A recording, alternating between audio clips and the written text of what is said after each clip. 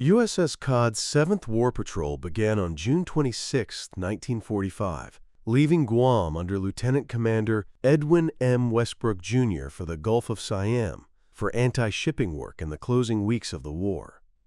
By mid-1945, American submarines had already strangled most Japanese shipping, so boats like Cod were being sent after the small craft still feeding isolated Japanese garrisons. Things changed on July 8 when Cod received orders to divert to Ladd Reef in the South China Sea, where the Dutch submarine O-19 had run aground.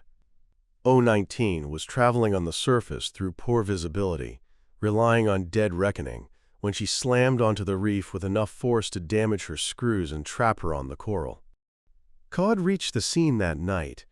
On July 9th, the two crews went to work. Cod took a line from O-19 and tried to pull her clear, while the Dutch boat ran her battered screws astern and even fired her deck gun in hopes of jolting herself loose. Nothing worked. A towing cable snapped, and another plan had to be improvised with anchor chain and mooring lines.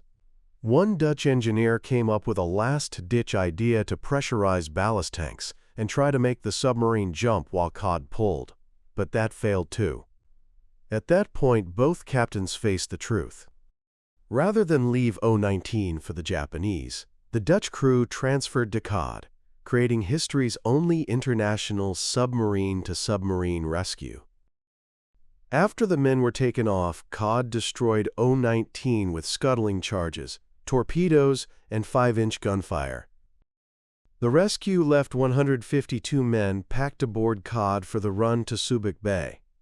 Once the Dutch were put ashore, Cod returned to the hunt. Between July 21st and August 1st, she destroyed 23 junks and other small craft in 20 separate actions, often stopping first to inspect them and pull civilians clear.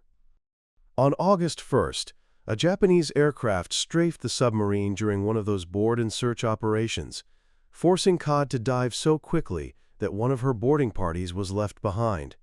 USS Blenny recovered the stranded men 2 days later.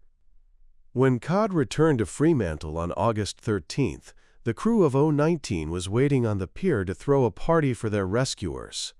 During that celebration, the two crews learned that Japan had surrendered,